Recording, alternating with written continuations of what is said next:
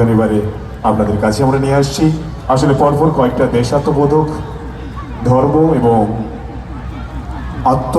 রবীন্দ্রনাথের যে কয়েকটি পাঠ ছিল, কিছু কিছু পাঠে আমরা রেখেছি তাদের নির্বাচিত রবীন্দ্রসঙ্গীতের নৃত্যগুলো।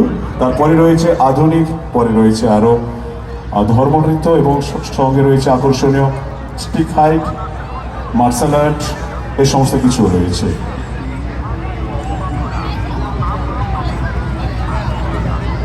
তো সে সমস্ত আকর্ষণীয় নৃত্য রয়েছে পরবর্তীতে। এখন আমরা নিয়ে আসব রবীন্দ্র নৃত্যের একেবারে শেষ পর্বে আলোর অমল কমল খানি।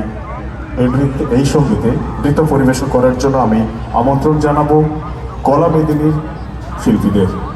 আসলে ধর্মীয় রীতির সঙ্গে যেখানে আমাদের অনুষ্ঠান, ধর্মীয় রীতির সঙ্গে যেখানে আমাদের জুড়ে আছে সংস্কৃতিকে যারা সমৃদ্ধ করেছে তাদেরকে তো আমরা ছাড়তে পারি না। তাদেরকে নিয়েই আমাদের এগোতে হয়, আর তাদেরকে নিয়েই আমাদের এগোতে হবেও।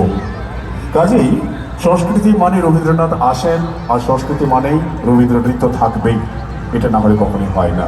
অনেকের কাছে হতে পারে যে আমরা এত বড় অনুষ্ঠান দেখছি,